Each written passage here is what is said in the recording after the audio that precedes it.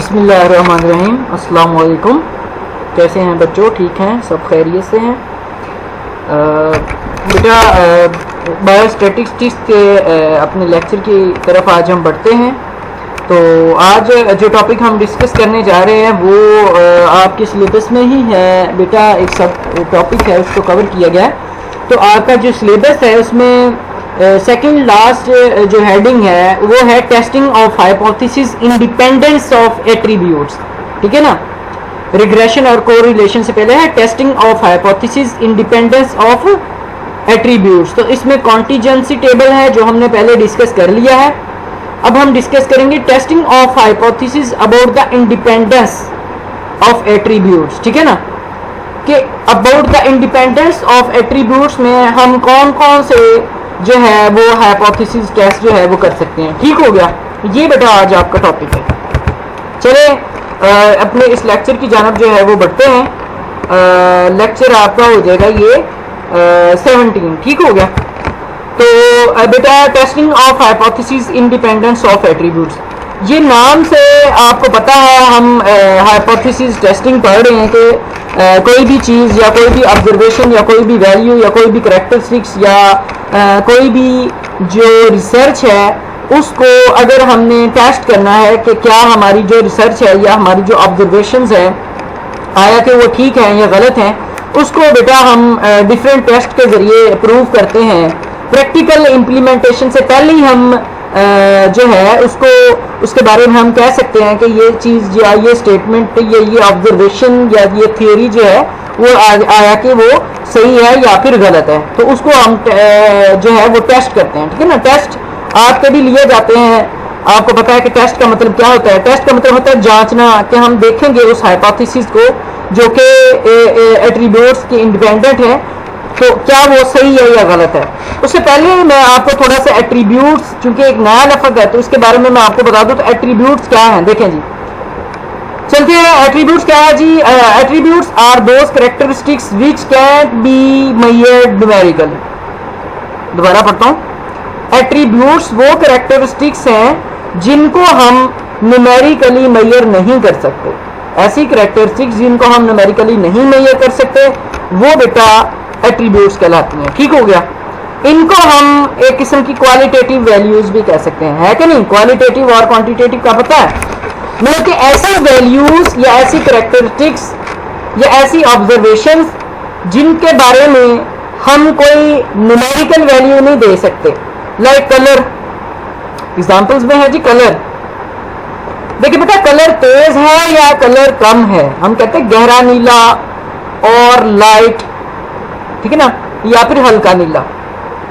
हम ये तो नहीं कहते ये 75% नीला है, ये 25% है, ये ऐसे है कि नहीं। लेकिन फिर ब्यूटी है इसी तरह से, ठीक है ना। खूबसूरत है कोई बच्चा, ठीक है ना, फर्ज किया कोई बेबी है बेटा वो खूबसूरत है, ठीक है ना। कोई बेबी जो है वो खूबसूरत नहीं है। इसी तरह मैरिटल स्टेटस है, मैरिड है या फिर अनमैरिड है, ठीक है ना। ये तो नहीं कि हम कहते हैं कि ये 2 है। लाइक मैरिड के लिए हम 2 लिखेंगे और अनमैरिड के लिए 1 लिखेंगे, वैसे लिख सकते हैं, हम स्टैटिस्टिक्स में लिखते भी हैं। लेकिन ये जो एट्रीब्यूट्स हैं ये वो कैरेक्टरिस्टिक्स होगी जिनको हम न्यूमेरिकली मेजर नहीं कर सकते। इसी तरह पोर है, रिच है। तो ये बेटा एग्जांपल्स हैं। आई होप कि आप लोगों को एट्रीब्यूट्स की समझ आ गई। तो today the topic I am going to discuss with you is testing of hypothesis independence of attribute. Okay. तो बेटा जैसे कि पहले भी हम अब एग्जांपल्स को भी हमने शामिल करना शुरू कर दिया। अब आप लोगों के कॉलेज का तो अभी देर है, काफ़ी ज़्यादा खुलते कि नहीं खुलते। तो मैंने ये जो है बेटा अब आप लोगों को एग्जांपल्स के साथ समझाता हूँ, क्योंकि थ्योरी जो है बेटा स्टैटिस्टिक्स में इतनी ज़्यादा जो है वो अहम है। लेकिन जब तक आपको एग्जांपल्स की समझ नहीं आएगी तो बेटा आप न्यूमेरिकल प्रॉब्लम्स जो हैं उनको आप अटेम्प्ट नहीं कर सकते, ठीक है ना। तो उनको आप हल नहीं कर सकते। तो चलते हैं जी एग्जांपल की तरफ। देखिए बेटा, testing of hypothesis independence of attributes. देखें जी, इसमें एक एग्जांपल है। एग्जांपल जनाब इलेक्शनों के हवाले से है, ठीक है ना। इलेक्शन आते हैं ना जैसे, तो उसी इलेक्शनों के वोटिंग के हवाले से है। देखें जी, a public opinion poll surveyed a single random samples। ठीक है ना। Public opinion poll, public opinion poll से क्या मुराद है? पब्लिक ओपिनियन पूल से मुराद ये है बेटा कि लोगों की राय ली गई है। लोगों की क्या ली गई है? राय ली गई है। किसके बारे में? वोट्स के बारे में, ठीक है। वोटिंग के बारे में जो है वो लोगों की जो है ना वो राय ली गई है। ठीक हो गया।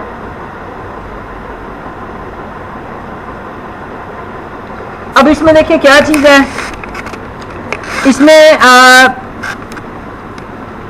क्लासिफाई किया गया है रिस्पोंडेंट्स। रिस्पोंडेंट्स क्या होंगे? वो लोग।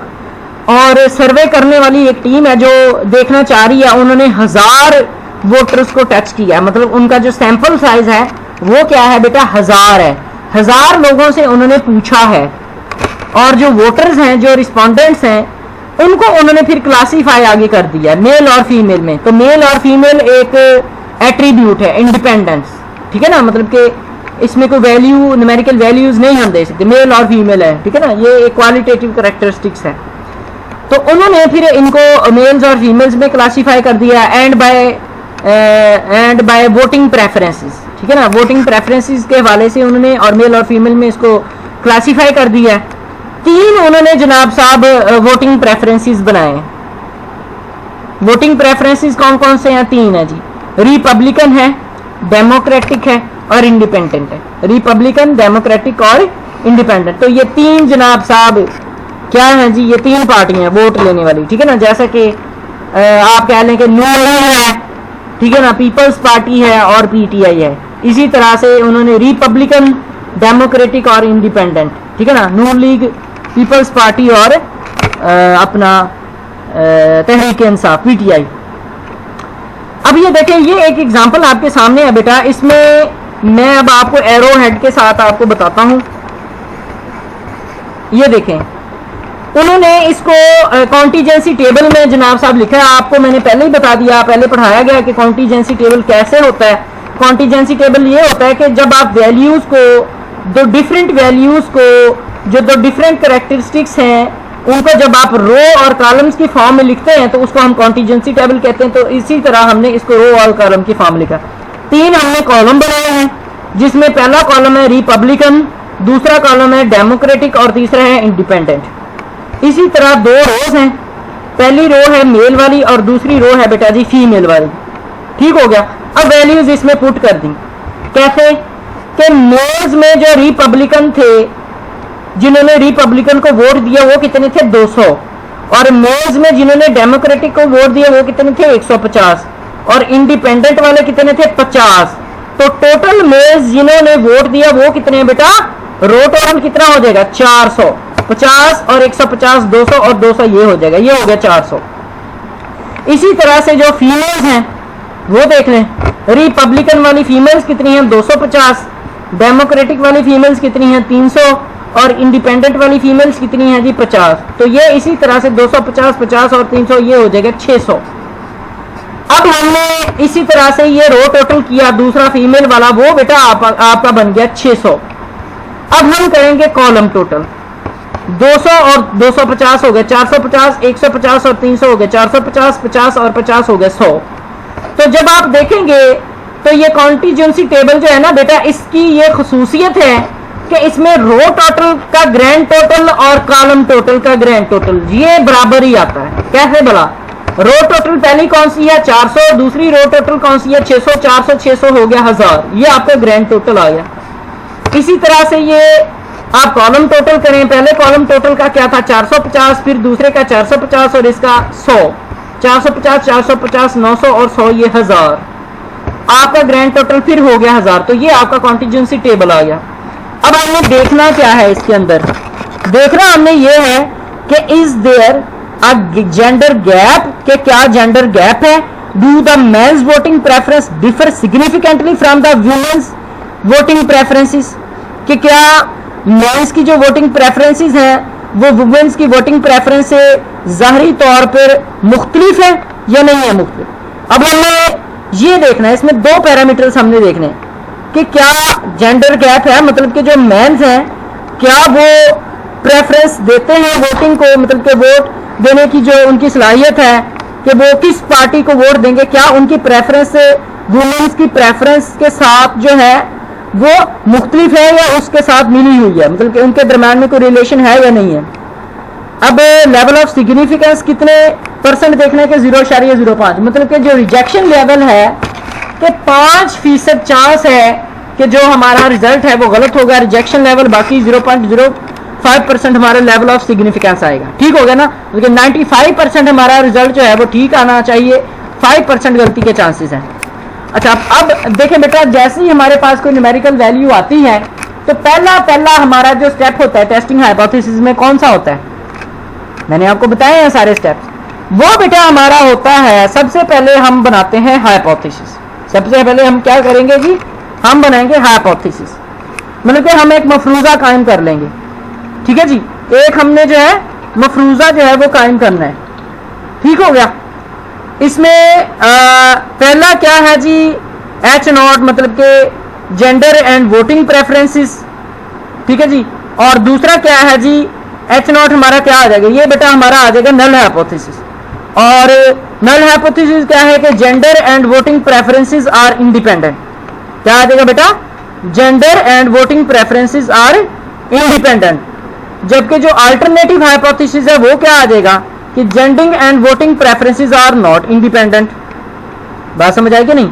हम क्या करते हैं, सबसे पहले एक नल हाइपोथेसिस बनाते हैं। जो नल हाइपोथेसिस होता है उसके फिर अगेंस्ट हम बनाते हैं अल्टरनेटिव हाइपोथेसिस। नल हाइपोथेसिस क्या है कि जेंडर एंड वोटिंग प्रेफरेंस क्या है जी, वो इंडिपेंडेंट है। जबकि अल्टरनेटिव हाइपोथेसिस क्या है कि जेंडर और वोटिंग प्रेफरेंसेस जो है वो क्या है, इंडिपेंडेंट नहीं है। ठीक हो गया। तो ये आपका, अब हमने जो है ये हाइपोथेसिस जो है ये भी बना लिया है। इसमें एक हमारा नल हाइपोथेसिस है और दूसरा बेटा हमारा कौन सा आ जाएगा, दूसरा आ जाएगा हमारा अल्टरनेटिव हाइपोथेसिस। ठीक हो गया। अब चलते हैं इससे आगे। अच्छा, इसमें जनाब अब ये जो आपको फ्रीक्वेंसीज दी गई हैं, ये वाली फ्रीक्वेंसीज, ये वाली बेटा, ये 200, 250, 150, 300, 500, सॉरी 50 और 50, ये बेटा आपकी ऑब्जर्व्ड फ्रीक्वेंसीज हैं। ऑब्जर्व किया हुआ ना, उन्होंने सर्वे किया, सर्वे के बाद उन्होंने ऑब्जर्व किया है कि इतने फीसद लोग जो हैं वो इंडिपेंडेंट हैं, मेल्स में इतने फीसद जो है, जो लोग हैं, फीसद कह रहा हूँ, इतने लोग जो हैं वो डेमोक्रेटिक को प्रमोट करते हैं और जो 200 लोग हैं वो रिपब्लिक। ये आपकी जो सारी की सारी फ्रीक्वेंसीज हैं ये क्या कराएंगी, ऑब्जर्व्ड फ्रीक्वेंसीज। ये क्या कराएंगी, ऑब्जर्व्ड फ्रीक्वेंसीज। अब हमने क्या करना है, अब हमने एक्सपेक्टेड फ्रीक्वेंसीज जो है वो हमने लेनी है। हमने क्या करना है, एक्सपेक्टेड फ्रीक्वेंसीज हमने कैलकुलेट करनी है। एक्सपेक्टेड फ्रीक्वेंसी क्यों कैलकुलेट करनी है, क्योंकि जो फार्मूला है वो हमें ये कहता है कि इसमें हम जो एक्सपेक्टेड फ्रीक्वेंसीज हैं वो हमें इसमें चाहिए फार्मूले के अंदर। ठीक है ना, जिसके जरिए हमने वैल्यू लेनी। तो एक्सपेक्टेड फ्रीक्वेंसी हम कैसे कैलकुलेट करेंगे, एक्सपेक्टेड फ्रीक्वेंसी कैलकुलेट करने के लिए बेटा एक फार्मूला है, बहुत ही आसान सा फार्मूला है, मैं अभी आपको समझाता हूं। तो एक्सपेक्टेड फ्रीक्वेंसी हमने कैसे कैलकुलेट करनी है, देखें जी, एन आर, एन क्या है नंबर, आर क्या है रोज, जमा एन सी, एन क्या है नंबर, सी क्या है कॉलम, नंबर ऑफ रोज जमा number of columns divided by total numbers, divided by grand total या टोटल नंबर्स। बात समझ आ गई ना। तो एक्सपेक्टेड फ्रीक्वेंसी कैलकुलेट का फार्मूला क्या है, रो टोटल जमा कॉलम टोटल तकसीम बाय ग्रैंड टोटल। तो इसी तरह से हमने क्या किया, इसी तरह से हमने अब पहली रो और पहला कॉलम की एक्सपेक्टेड फ्रीक्वेंसी हमने कैलकुलेट करनी है, पहली रो की और पहले कॉलम की। उसके बाद हम पहली रो और दूसरे कॉलम की करेंगे, फिर हम पहली रो और तीसरे कॉलम की करेंगे, फिर हम दूसरी रो पहला कॉलम, दूसरी रो दूसरा कॉलम, दूसरी रो तीसरा कॉलम। तो चलते हैं पहली रो और पहले कॉलम की जानब। और पहली रो और पहले कॉलम में देखें तो वापस टेबल की तरफ जाते हैं। पहली जो आपकी रो है उसका टोटल क्या है, पहली रो ये वाली रो होती है ना जो हॉरिजॉन्टल होती है, ठीक है ना। वर्टिकल को क्या कहते हैं, कॉलम। हॉरिजॉन्टल क्या है, ये वाली रो। पहली रो क्या है, मेल वाली। पहली रो का टोटल क्या है, देखिए मैंने आपसे कहा कि फार्मूला में एक्सपेक्टेड फ्रीक्वेंसी हम कैसे कैलकुलेट करेंगे, रो टोटल ओवर, सॉरी रो टोटल जमा column total over grand total. तो पहली रो का टोटल क्या है जी, पहली रो का टोटल है 400, 400 जमा पहले कॉलम का टोटल क्या है 450। तो 400 जमा 450 तकसीम किससे हो जाएगा? 1000 से। चलो भाई, तो पहली एक्सपेक्टेड फ्रीक्वेंसी जिसमें रो टोटल और कॉलम टोटल हमने किया, कैसे कैलकुलेट करेंगे? 400 जो रो टोटल है, 450 जो कॉलम टोटल है, 400 और 450 का जरब करेंगे, जमा करेंगे, ये आ जाएगा 950, तकसीम करेंगे 1000 से। ठीक है जी। तो ये देखें जो आपकी वैल्यू है वो कितनी आ जाएगी, वैल्यू कितनी आ जाएगी? सॉरी, इसको जरब देना है, जमा नहीं करना, जरब देना है। ठीक है ना? आई एम सॉरी अगेन कि रो टोटल जरब कॉलम टोटल, तकसीम क्या करेंगे? 1000 कर देंगे। तकसीम क्या कर देंगे जी? 1000 कर देंगे। रो टोटल जमा जरब कॉलम टोटल, तकसीम क्या कर देंगे? 1000। ये जमा नहीं है, ये जरब है बेटा, इसमें थोड़ी सी मिस्टेक हो गई है। तो यहाँ पर एक्सपेक्टेड फ्रीक्वेंसी कैसे कैलकुलेट करेंगे? नंबर ऑफ रोज जरब नंबर ऑफ कॉलम तकसीम टोटल नंबर, नंबर ऑफ रोज जरब नंबर ऑफ कॉलम तकसीम टोटल नंबर। तो इसमें देखें बेटा कि इसमें ये हो गया कि आपका 400 जरब 450 ये आ जाएगा आपका 1,80,000 और तकसीम कर देंगे 1000 से, तो ये आपका 180 आ जाएगा।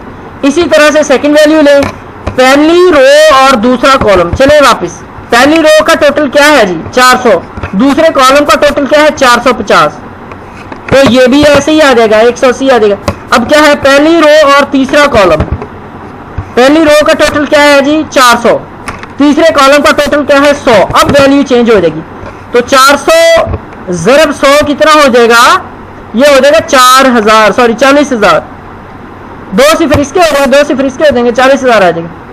तो तकसीम 1000 से करेंगे तो इसकी 40 वाली हो। अब E21 क्या आ जाएगा कि अब आ जाएगा रो 2 और कॉलम 1। रो 2 की वैल्यू क्या है? रो 2 का टोटल क्या है? 600, कॉलम 1 का टोटल क्या है? 450, तो 600 जरब 450 तकसीम क्या आ जाएगा? 1000। तो इसी तरह से ये कर लिया आपने। फिर आप क्या करोगे? फिर अगला कर लोगे, रो 2 और कॉलम 2। रो 2 क्या है? 600 जरब 450 तकसीम 1000, इसी तरह 600 जरब 100 तकसीम 1000। तो ये आपकी डिफरेंट वैल्यूज आ जाएंगी। ठीक हो गया?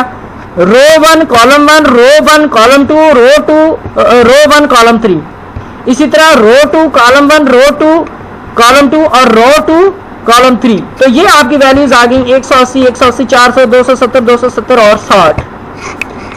जो उससे अगला स्टेप है वो है बेटा टेस्ट स्टैटिस्टिक्स। हमने एक्सपेक्टेड फ्रीक्वेंसी क्यों कैलकुलेट की? अभी मैंने आपसे अर्ज किया कि हम एक्सपेक्टेड फ्रीक्वेंसी कैलकुलेट करेंगे। कैसे करेंगे? रो टोटल जरब कॉलम टोटल तकसीम ग्रैंड टोटल।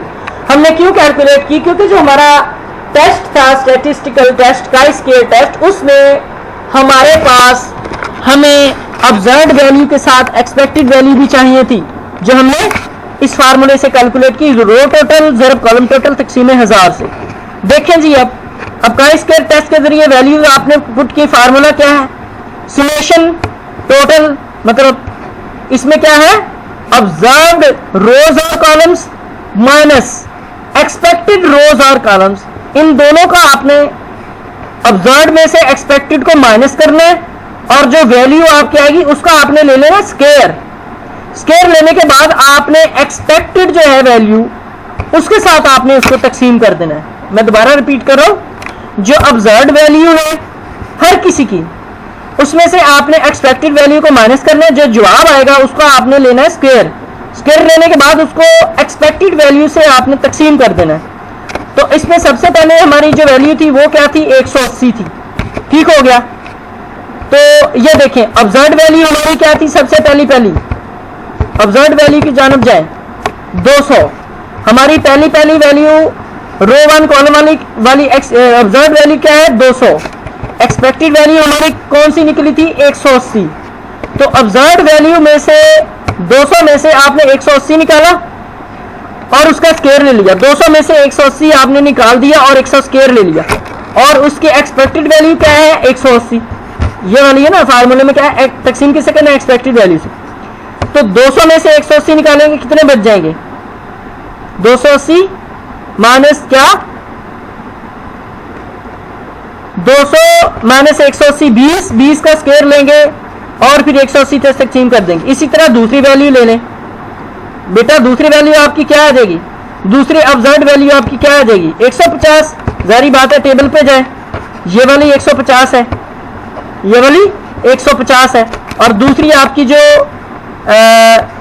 एक्सपेक्टेड वैल्यू है वो कितनी है, वो कितनी है जी, वो 180 है, ये वाली एक्सपेक्टेड वैल्यू ये 180। अब इसको आपने ऑब्जर्व्ड वैल्यू आपकी क्या आ जाएगी 150, एक्सपेक्टेड वैल्यू दूसरी कौन सी 180, 150 180 ये कितना आ जाएगा -30 का आपने स्क्वायर लिया और तकसीम कर दिया 100 से। इसी तरह आपने सारी की सारी ऑब्जर्व्ड वैल्यू में से जो कि आपकी कितनी होगी ऑब्जर्व्ड वैल्यू 1 2 3 4 5 6 आपकी बेटा ऑब्जर्व्ड वैल्यू है। ये देखें 1 2 3 4 5 और 6, इन 6 ऑब्जर्व्ड वैल्यूज में से 6 ये वाली आपने एक्सपेक्टेड वैल्यू माइनस करके जो सी वैल्यू ले रहे हैं उसका जो टोटल है उससे साथ आपने तकसीम किया, तो ये जो आपका जवाब आया है ये बेटा आपका कैलकुलेशन करने के बाद क्या आ जाएगा 16.2। ये आपका वो जो आपने स्टैटिस्टिक्स के जरिए जो अपना जवाब निकाला ये आपका कितना आ गया जी 16.2। अब देखें, अब हम क्या करते हैं, तीसरी वाली होती है जी हमारी क्रिटिकल रीजन। अब हमने देखना है क्रिटिकल रीजन, हम देखना चाह रहे हैं कि क्या हमारी बताई हुई जो स्टेटमेंट है वो गलत है या सही है। तो हम देखेंगे कि हमारी जो ऑब्जर्व्ड कैलकुलेटेड वैल्यू है वो अगर ग्रेटर देन है या इक्वल है हमारी टेबल वाली वैल्यू से, तो हम कहते हैं कि नल हाइपोथेसिस क्या हो जाएगा, रिजेक्ट हो जाएगा। मतलब कि जो हमारी स्टेटमेंट है वो क्या हो जाएगी, फिर एक्सेप्ट हो जाएगी। दोबारा बयान करता हूं, तीसरा स्टेप है बेटा क्रिटिकल रीजन। इसमें हमने देखना कि हमारी जो कैलकुलेटेड वैल्यू है अगर वो ग्रेटर देन या इक्वल है ऑब्जर्व्ड इसके टेबल की वैल्यू से, तो उस सूरत में हम क्या करेंगे, हम रिजेक्ट कर देंगे नल हाइपोथेसिस। ठीक हो गया। इसके लिए लेकिन हमें चाहिए डिग्री ऑफ फ्रीडम।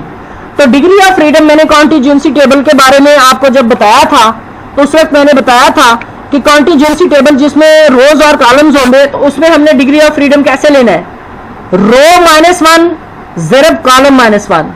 ये इतना हिस्सा आपका ये वाला R-1 और C-1 ये क्या है बेटा डिग्री ऑफ फ्रीडम है। तो रो -1 तकसीम ज़रब किससे खा जाएगा, कॉलम -1। तो चलते हैं जी डिग्री ऑफ फ्रीडम की तरफ। रोज कितनी है, 2 रोज है बेटा, एक मेल वाली एक फीमेल वाली।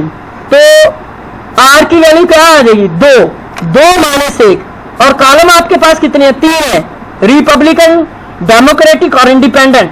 तो 3 आपके पास कॉलम है। तो रो -1 ज़रब कॉलम -1, रो कितने हो गए 2 मेल फीमेल 2 -1, और कॉलम -1 कितने हो गए 3 -1 2।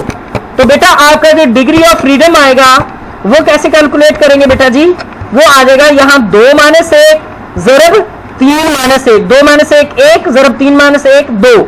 तो 2 यहां पर आएंगे, यहां पर 1 आएगा, 2 को 1 से ज़रब दोगे तो वो 2 ही रह जाएगा। ठीक हो गया। तो ये आप देखें कि आपका ये जो डिग्री ऑफ फ्रीडम है ये कितना आ जाएगा 2 आ जाएगा। और अभी उसने कहा है कि अल्फा की वैल्यू या लेवल ऑफ सिग्निफिकेंस उसने कितनी बताई थी 0.05 या 5%। तो आपने क्या करना है कि 0.05 की वैल्यू देखनी है डिग्री ऑफ फ्रीडम किस पे, 2 डिग्री ऑफ फ्रीडम पे। तो चलते हैं डी टेबल की तरफ का, इसके डिस्ट्रीब्यूशन टेबल। इसमें जो डिग्री ऑफ फ्रीडम है 2 आई थी ना आपकी डिग्री ऑफ फ्रीडम, मतलब रो -1 और कॉलम -1 2 -1 3 -1 2 ज़रब 1, तो 2 आई थी ना डिग्री ऑफ फ्रीडम की वैल्यू जो भी मैंने आपको बताई। अच्छा जी, आपने 2 डिग्री ऑफ फ्रीडम आपके पास आ गया है ये वाला। आपने उसने लेवल ऑफ सिग्निफिकेंस क्या बताया था आपको 0.05। तो ये देखें 0.05 बेटा आपका ये है। आपने क्या करना है कि इस 2 के सामने देखना है, इस 2 के इस तरह सामने देखना है कि 0.05 के नीचे और 2 के इस तरह से सामने कौन सी वैल्यू आ रही है 0.05, और इधर से कितना 2, इधर से आप जाते जाएंगे किस पे देखेंगे 0.05 पे। तो ये आपकी वैल्यू कितनी आ जाएगी 5.911, मतलब कि 0.050 लेवल ऑफ सिग्निफिकेंस पे जो डिग्री ऑफ फ्रीडम 2 की वैल्यू कितनी है 5.911। तो ये वैल्यू आपने यहाँ पे लिख दी जो आपने टेबल से निकाली है। जो आपने कैलकुलेट करके निकाली थी वो कितनी थी, वो थी बेटा आपकी 16.2। ठीक हो गया। और आपकी टेबल वाली वैल्यू कितनी है, वो सिर्फ है 5.11। तो क्या आपकी कैलकुलेटेड वैल्यू ग्रेटर देन नहीं है आपके टेबल वैल्यू से? देखे ना, वो है 16.2 और ये है 5.11। तो चूंकि हमारी कैलकुलेटेड वैल्यू ग्रेटर देन है टेबल वैल्यू से, तो हम क्या करेंगे, हम रिजेक्ट कर देंगे नल हाइपोथेसिस। हम क्या करेंगे, हम रिजेक्ट कर देंगे। तो हमारी जो स्टेटमेंट है कि जेंडर गैप क्या मौजूद है या नहीं है, वो फिर सही साबित हो जाएगी। तो हम ये कहने के काबिल हो जाएंगे कि men's voting preference differ significantly from the women's voting preference. तो हम ये कहने के काबिल हो जाएंगे कि मेंस वोटिंग प्रेफरेंस जो है वो सिग्निफिकेंटली डिफरेंट है वुमेन्स वोटिंग प्रेफरेंस से। क्यों? क्योंकि हमारा जो नल हाइपोथेसिस है वो रिजेक्ट हुआ है, हमारी जो कैलकुलेटेड वैल्यू थी वो ज्यादा थी और टेबल वैल्यू की वैल्यू जो है वो कम थी। इस सूरत में हमने नल हाइपोथेसिस को रिजेक्ट कर दिया, because our values falls in rejection level, so we will reject the null hypothesis. तो हमारे जो रिजल्ट्स हैं वो बेटा क्या आ जाएंगे, वो वही कहेंगे कि जो हमारी स्टेटमेंट थी जिसको हम साबित करना चाह रहे हैं, हमने साबित कर दिया अब कि हमारा जो मेंस वोटिंग प्रेफरेंस है वो सिग्निफिकेंटली डिफर करती है वुमेन्स वोटिंग प्रेफरेंस से। ठीक हो गया? Any question? Any question? कोई क्वेश्चन नहीं है? कोई क्वेश्चन नहीं है तो बेटा इसको आपने याद कर लेना है। ये आपके सिलेबस में से ही एक टॉपिक आज आपको पढ़ाया गया है। ठीक हो गया? दोबारा इसको रिपीट करता हूं। आज हमने जो टॉपिक पढ़ा है वो था बेटा आपका टेस्टिंग हाइपोथेसिस इंडिपेंडेंट एट्रीब्यूट्स। आपने इसको देखा है, एट्रीब्यूट्स क्या होते हैं, ऐसी वैल्यूज जिसको हम कैलकुलेट नहीं कर सकते, जैसे मेल फीमेल। इसमें हमने एक एग्जांपल ली है, फिर हमने इसकी वैल्यूज कैलकुलेट की हैं। ठीक है जी, वैल्यूज कैलकुलेट करने के बाद हमने एक्सपेक्टेड वैल्यू और ऑब्जर्व्ड वैल्यूज का फर्क लिया, हमने फार्मूला लगाया, हमने डिग्री ऑफ फ्रीडम निकाला। कैसे निकाला मैंने आपको बता दिया, रो -1 कॉलम -1। ठीक है ना? फिर हमने टेबल में वैल्यू देखी कि हमारा डिग्री ऑफ फ्रीडम 2 आया, तो लेवल ऑफ सिग्निफिकेंस उसने कहा था 0.05। तो इसके अगर वो कहता है ना कि 0.01, तो हम उस पर देखते हैं, जितना वो लेवल ऑफ सिग्निफिकेंस कहेगा उतने पे हम वैल्यू देखेंगे। अब उसने कहा 0.05, तो हमने वैल्यू पे ये देखा तो ये आ गई 5.911। हमने कहा कि जो हमारी कैलकुलेटेड वैल्यू है ये वाली ग्रेटर देन है हमारी टेबल वैल्यू से, तो जारी बात है वो है 16.2, ये है 5.11, तो हमारा नल हाइपोथेसिस रिजेक्ट हो गया। मतलब कि जो हमारी स्टेटमेंट है वो सही है कि मेंस जो है वोटिंग प्रेफरेंस वो सिग्निफिकेंटली डिफर करती है वुमेन्स की वोटिंग प्रेफरेंस से। ठीक हो गया ना? तो जो हमारी ये वाली स्टेटमेंट थी वो भी सही साबित होगी और इसमें ये भी सही साबित हो गया कि जेंडर गैप भी है। ठीक है नहीं? Any queries? कोई क्वेरी नहीं? Thank you so much. Allah Hafiz.